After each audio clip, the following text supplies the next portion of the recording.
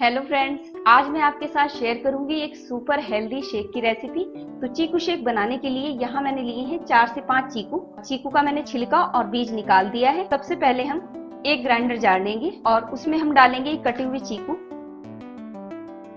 अब हम इसमें डालेंगे शुगर। चीकू क्योंकि ज्यादा मीठा होता है तो आप मीठा अपने हिसाब से भी एडजस्ट कर सकते हैं। तो यहाँ मैं डालूंगी 6 टीस्पून शुगर, क्योंकि यहाँ मैं 2 गिलास चीकू शेक बना रही हूँ। मीठा आप अपने हिसाब से कम या ज्यादा एडजस्ट कर सकते हैं। और यहाँ मैंने फुल क्रीम 1.5 गिलास दूध लिया है। शेक बनाने के लिए भी यहाँ मैं बिल्कुल चिल्ड दूध का यूज कर रही हूँ। तो थोड़ा सा हम इसमें दूध डालेंगे और इसको हम बारीक पीस लेंगे।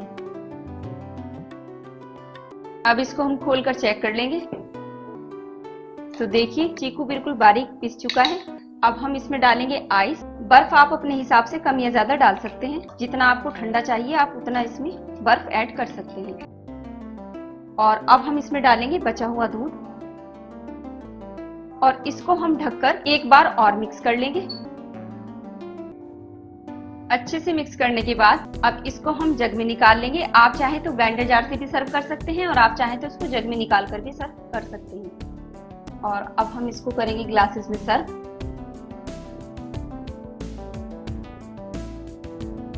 अब इसके ऊपर मैं डालूंगी थोड़ी सी वनीला आइसक्रीम। आप चाहें तो आइसक्रीम डाल भी सकते हैं और आप चाहें तो उसको स्किप भी कर सकते हैं। अगर आपके पास आइसक्रीम नहीं है तो ये बिना आइसक्रीम के भी बहुत टेस्टी लगेगी। आइसक्रीम इसमें ऑप्शनल है।